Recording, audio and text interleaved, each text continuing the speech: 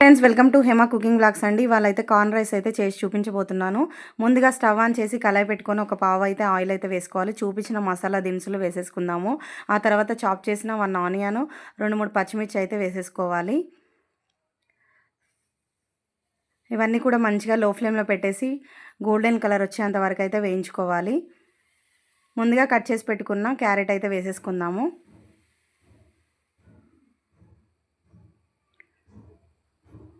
Corn వేసుకోవాలి ఒక bowl. Lunch బాక్స్లోకి చాలా బాగుంటుందండి ఇదైతే, ఈ రెసిపీ అయితే. సో ఇవన్నీ కూడా లో ఫ్లేమ్లో పెట్టేసి మంచిగా మగ్గించుకోవాలి. చూడండి, మగ్గిపోయే కార్న్ అయితే.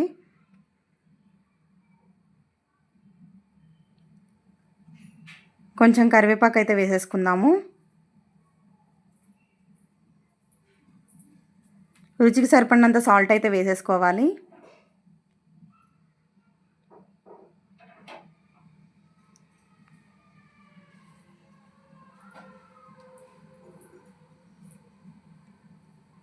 హాఫ్ టీ స్పూన్ ధనియా పౌడర్ అయితే వేసుకోవాలి. హాఫ్ టీ స్పూన్ మిరియాల పొడి అయితే వేసేసుకుందాము.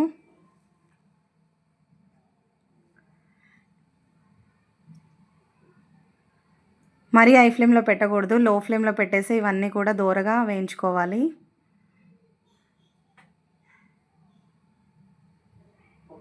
సో ఫైనల్గా కొంచెం అయితే కొత్తిమీర వేసేసుకొని కలుపుకోవాలి.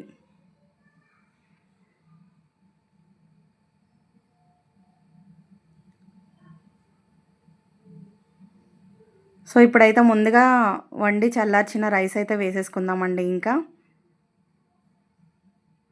నేను ముందుగానే బాయిల్ చేసుకున్న రైస్ అయితే పక్కకైతే ఇలా పెట్టేసుకున్నాము. అదైతే ఇప్పుడు వేసేసుకొని మంచిగా కలిపేసుకోవాలి.